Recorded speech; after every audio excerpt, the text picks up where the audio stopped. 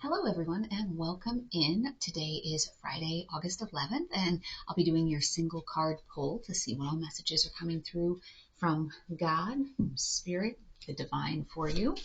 So let's go ahead and jump in. Today, we'll be starting with our air signs. So that's going to be our Gemini, Libra, Aquarius. And let's see what messages want to come through for you for today.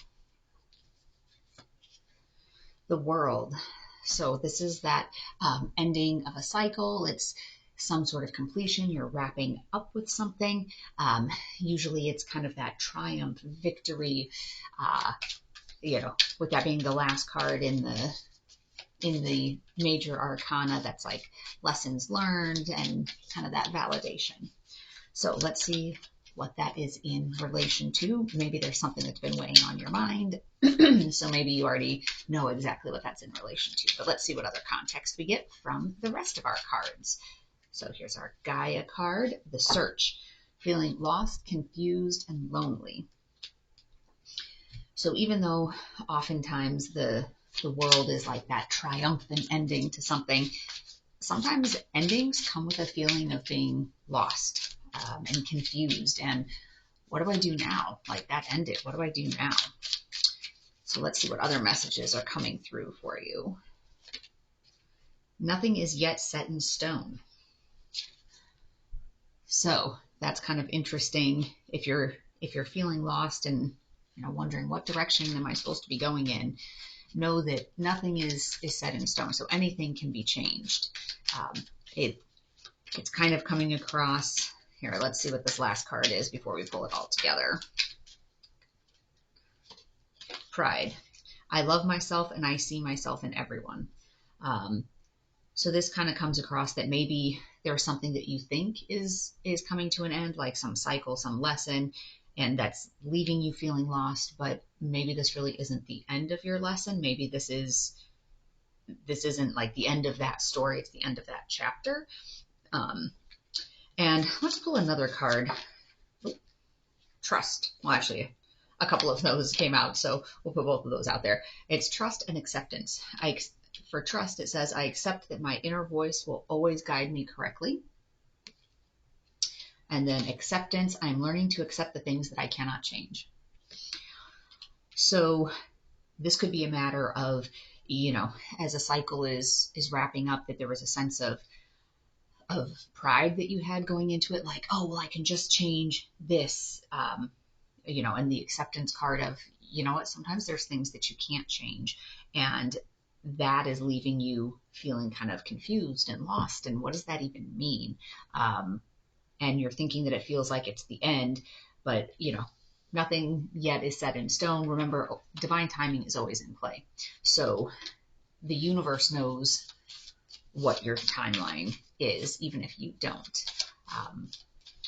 And, with feeling kind of lost and confused, a lot of that, since the trust card came out, I accept that my inner voice will always guide me correctly. Have that trust that, everything happens for a reason. So even if you're feeling lost right now, sometimes you're led into that feeling of being lost in the woods so that you can find yourself, so that you can find a path that you didn't know was even there before. So trust that this is all happening for a reason for you. So that was for our air signs. Let's move on to our fire signs. So our Aries, Leo, Sagittarius, the moon. And this is a card about kind of lies, deceit, trickery. That's kind of like what happens in the shadows in the night. So whether that is a warning that somebody in your life is doing something behind the scenes, doing something shady, or whether you're the one that's doing something shady. And I think I mentioned this before because this came out for the air signs like 4 times in the last 10 days.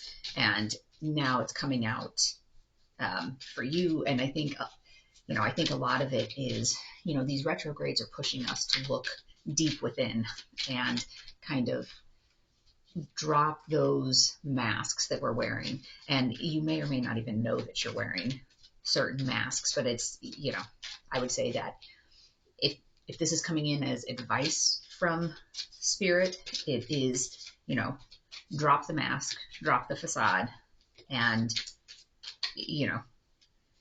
be honest, because the only way you're going to find your peace and your truth or your path is to be truthful.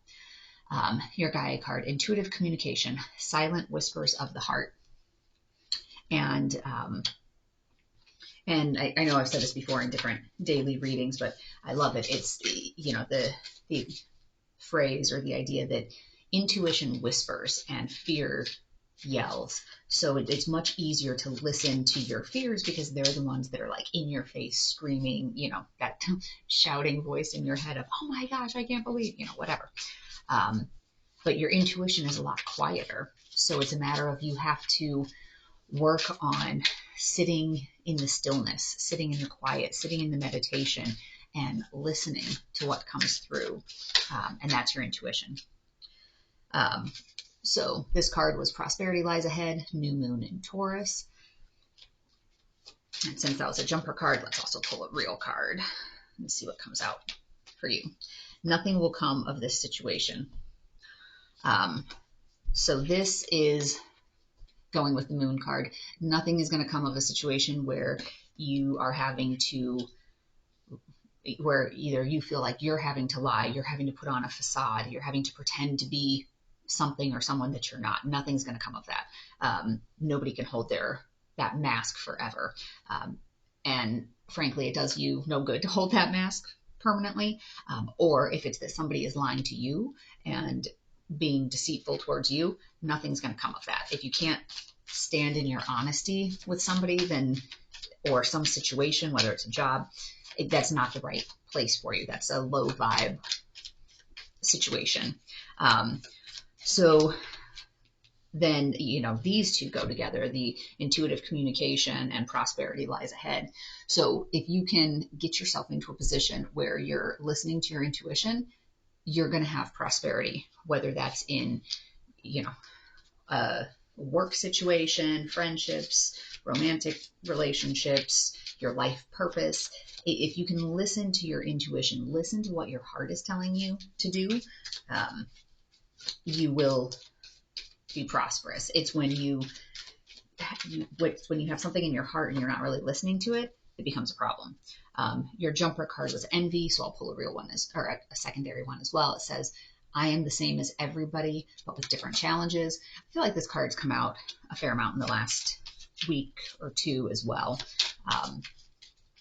That it's always easy to look around and say, oh, this person has it so much easier. They had other challenges, so don't be looking to somebody else. Okay. And the interesting thing, so I've had conversations with other people about this recently too. So there's this sense of envy, but then there's also a sense of, I'll call it toxic positivity that, and there's always the big push of being positive. So yes, you do want to see your blessings and everything, but sometimes that toxic positivity is used as a way to avoid confronting things that are hurtful or unpleasant or unsatisfying in your life. So it's kind of, and having talked to counselors about this before as well, it's kind of the whole thing of, if you have both of your legs and one of your arms chopped off in an accident, the idea of, oh, well, somebody always has it worse. Okay, yes, you can find somebody who has lost both of their arms, and yes, they have it worse, but that does not invalidate the fact that you're suffering and you're experiencing a very, very traumatic and painful experience. So, the flip side of that envy is don't put yourself in a situation where over and over it's like, well, I'm not allowed to feel unhappy because somebody else has it worse than me. Because there's always somebody that has it worse, always somebody that has it better. But don't keep yourself from having certain feelings because, oh, well, somebody else has it worse. Because that's kind of messages that people tell themselves and keep themselves trapped in unfulfilling, unhappy situations that are not part of their life path, that are not part of their destiny or what they're here on this earth to accomplish, because they're too busy saying, well, I don't have a right to be unhappy because I'm not the worst the worst situation of all 8 billion people in this world. The card I pulled was friendship. I understand that a friend is in my life for a reason. And this is true with everybody, whether it's friends, whether it's, business partners, whether it's romantic partners. Everybody's here for a reason. They're here to teach you something. There's something you can learn from them, whether it's that they're inspiring you to tap into your potential and they're sitting at a, call it a higher vibration and trying to pull you up, or whether it's, sometimes the message, if they're there, I'll call it in a more negative capacity, is, ooh, that's not what I want. So, all right, let's take a look at our earth signs. So our Taurus, Virgo, Capricorn, and see what message is coming through for you. The Tower. And this, I think this card has come out for earth signs within the last week as well. So we're having, some repeat cards here. In terms of the messaging with that's a sudden, sometimes unexpected change, but so that's a sudden change that's going to be happening, in a very impactful change to your stability, change to your structure within your life. Let's see what other context is coming out. Ocean of eternal love. Healing, creativity, and fertility. So with the fertility part, obviously take only what resonates with you. If it's not talking about fertility in terms of having a child, the fertility is also the idea of birthing new ideas, birthing new projects, new endeavors. So if the fertility part from a biological reproduction part standpoint doesn't resonate with you, think of that fertility as creating something new. All right, let's see what comes out with the Moon card. Your dreams need a practical plan. I think this one's also come out before too. But as we're putting these two, this ocean of eternal love and your dreams need a practical plan, and putting that with the Tower, sometimes it's that you'll be in situations in life where you've gotten so stuck or rooted into a current situation that your life doesn't have any space. Oh, there's a couple in there. Your life doesn't have any space in it to birth anything new, any new ideas, any new path, any new missions, jobs, connections, whether that's business connections, friendships, romantic relationships. So sometimes the Tower is necessary to clear some of that out, to breathe new life into you and your situation. And freedom. I possess the power and the free will to create my own happiness. So this part really goes together. This Tower moment of something needs to be knocked down, something needs to be stripped away to give you this freedom to really go chase after your own happiness. Because whatever this is for you, I guess you can't really see that because they're up too high, sorry. Whatever this is for you is creating some sort of restriction, some sort of unhappiness, some sort of unrest within your life, and you need it to go in order for you to be happy. If it's a person or a relationship, and I'm trying to remember exactly how this quote's gone, but I've seen it floating around in Facebook land, but something to the effect of, when something's not right for you, God continues to have that situation hurt you more and more and more until you get the strength to leave. So if something is continuing to cause you distress, discomfort, harm, that's your message that that's not right for you. And that'll continue to get louder until you make a change. All right, let's take a look at our water signs. So that is going to be our Cancer, Scorpio, Pisces, and see what message is coming through for you. Strength. So this card, is calling upon that, knowledgeable, kind of grounded. You're standing in your own true strength and power.